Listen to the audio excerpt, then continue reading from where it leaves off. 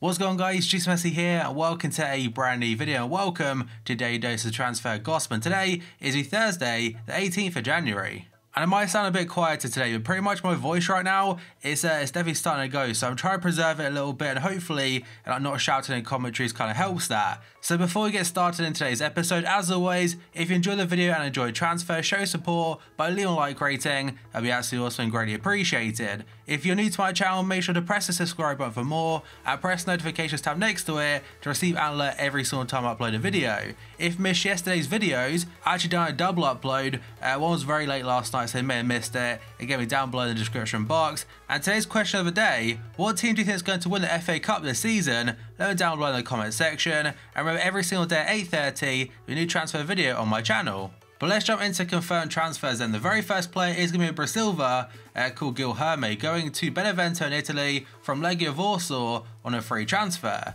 Next, there was a player I loved back on FIFA 12, I think it was, and that is Fredy Montero, the Colombian, and today he's rejoined Sporting in Portugal from a team in China called Tianjin Teda. It's an undisclosed fee, but last season I'm pretty sure I was playing for Vancouver Whitecaps. Next, there was a former player for New York City FC, being Poku, going to Anji in the Russian League from Miami FC on an undisclosed fee. The final players page is going to be Idrissi, going to AZ Alkmaar from FC Groningen, again, undisclosed fee. The next four players, and first up we've got Benelli going to Crotone in Italy from Pescara in the second tier of Italian football, on loan for the rest of the season. In fact, there's a £270,000 fee there as well, so imagine there is an option to buy. Next team is going to be Marco Grujic going to Cardiff City in the Championship on loan for the rest of the season from Liverpool.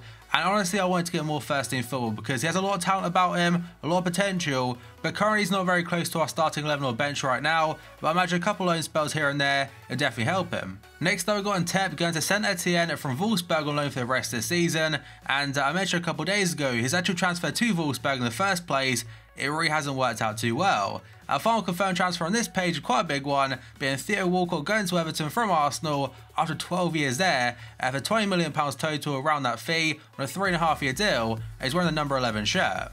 I said it yesterday, but Sam Allardyce has said that Theo Walcott can play on the right hand side, the left hand side, or as a striker for Everton, so maybe along the line we could get a striker Walcott in form. I will imagine he'll get a once to watch card.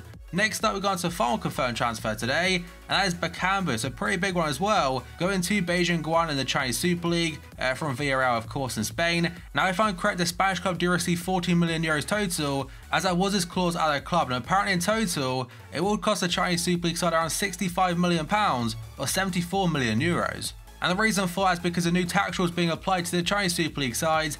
And if I'm correct, this could be wrong by the way. For example, if a team pays £30 million for a player, they have to pay another £30 million on top of it, basically back into the Chinese FA, so they can reinvest it into academies and also grassroots levels, which, to be fair, it's not a bad idea. And in fact, the fee they're paying for BAKAMBU makes him the most expensive African player ever. But now let's move on to potential deals, and the very first one in fact could be confirmed today, being a Greek left back called Staffelidis, I think his name is, according to Sky Sports and multiple other sources. Stoke are in advanced talk to sign Augsburg left back Kostas Staffelidis on loan. Now, I'm not gonna lie, I've never actually seen him play, but apparently, well, not apparently, he did used to play for Fulham, in fact, for one season on loan from Bayer Leverkusen, I think it was. It was playing in the Championship, but still, he has got some experience playing in English football. And it wouldn't surprise if it's in tomorrow's video as a confirmed deal. Next up, we go on to João Mario. According to Sky Italia today, the Inter midfielder João Mario has turned down a loan move to West Ham. Inter are happy to let him go out on loan though,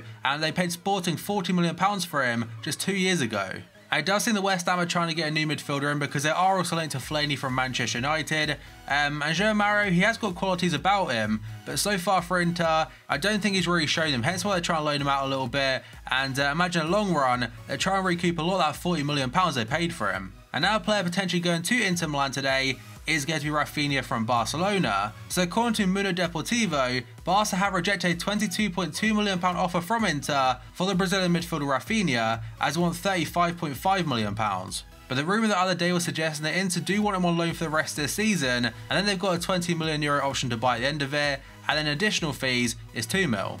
And that does kind of reflect in this story right here. I imagine Barca might actually accept it if it's like a loan deal for the rest of the season again, instead of an option to buy around €20 million or up it a little bit and make it an obligation to buy. But it does seem as Barca's career is coming to an end. Next up we go on to Fred, and today he is linked to Manchester City yet again, this time according to Sky Sports News. Manchester City are working on signing Shakhtar midfielder Fred this month, but it won't be for this season. In fact, apparently they're going to loan him back to Shakhtar until the end of the season. Most sites are suggesting around 40 million euros to get him, and imagine that type of fee wouldn't really put Man City off, as they do see him as a very good backup to Fernandinho and maybe a long-term replacement. And Shakhtar have got Roma in the knockout stage of the Champions League, so it makes sense now for Fred to go back there, at least for the rest of the season. And Man City, of course, have been absolutely fine so far this season, so I'm pretty sure they'll be able to cope without him. Next up was a very short one according to Calcio Mercato. Juventus are planning an end-of-the-season move for Arsenal right-back Hector Bellerin. And judging off social media, you can kind of tell that Arsenal fans get very frustrated with Bellerin and like his performances, because sometimes he can be very good going forward, but defensively, it lets him down so much. He had that breakout season a couple years back now, and actually had like very good potential about him. Still does technically, but since then, he's kind of like stagnated a little bit. And maybe a move away from Arsenal may help in the long term and like fulfill that potential. We'll have to wait and see. And next I've got two Leicester City strikers, being Slimani and also Ulloa. So according to Sky Sports today, Besiktas are interested in signing Leicester City striker Islam Slimani, and Aston Villa are interested in taking Leonardo Ulloa on loan for the rest of the season. Now you've got to assume if Leicester do get rid of both those players, they will bring in one striker at least, because currently they have got Vardy and Iheanacho. Aside from those two, I think, they signed an attacker the other day from a second tier French team, but I don't think he's ready just yet for the Prem.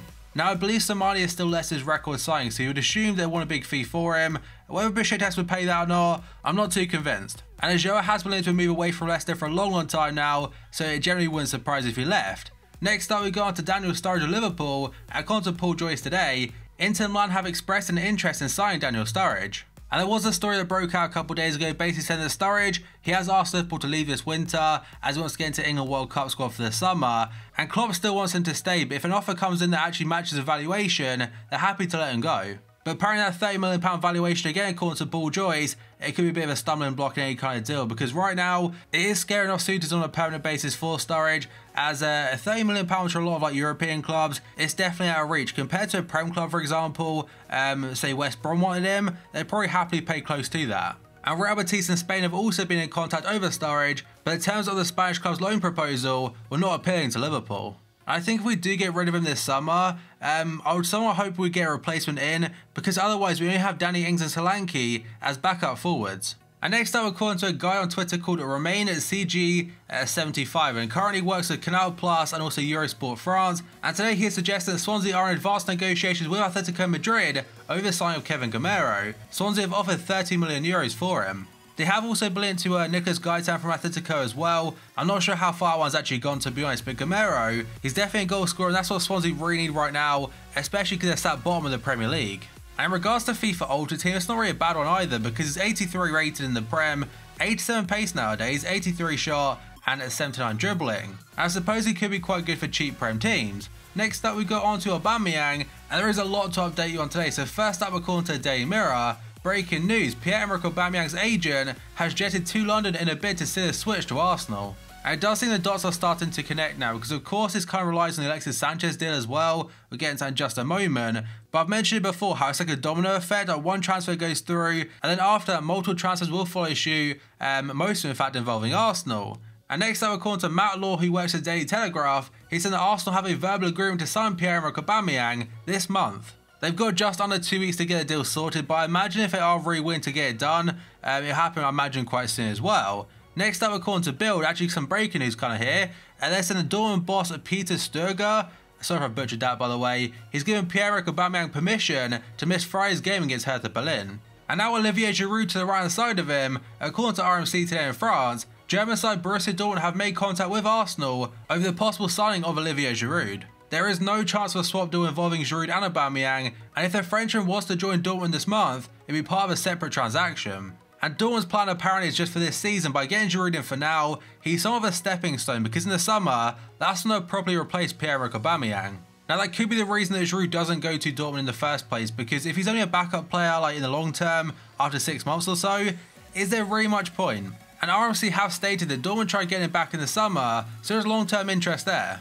And now a very interesting one according to Damasio. Barca are weighing up paying Griezmann's release clause before June. It's got 100 mil to 110 million euros, and that's because after that apparently it goes up to 200 million euros. And to replace Griezmann, apparently Atletico are going to go for Thomas Lemar from Monaco, also linked to Arsenal and Liverpool so far this winter. But someone actually replied to this, by the way, I'm not sure how true it is, saying that Atletico Madrid CEO literally said a couple months ago, or last month, that Griezmann's current release cost is 200 mil, but it'll be going down to 100 mil. So it's the opposite of what Damasio said, but again, not too sure how true that is. But if it is true, a lot of teams could be going in for 100 mil for Griezmann, as in this market, it doesn't seem that crazy. And the final bit of news today is regarding Alexis Sanchez and also Henrik Mkhitaryan, basically swapping clubs. So first up, according to the Daily Telegraph, breaking news, Arsenal for Alexis Sanchez has agreed a 4-year contract with Manchester United worth £14 million a year. And the Evening Standard asked that Mina Raiola, Henrik Mkhitaryan's current agent, is using Arsenal's offer of £300,000 a week to Sanchez as a reason to increase Mkhitaryan's weekly wage offer, but Arsenal aren't budging.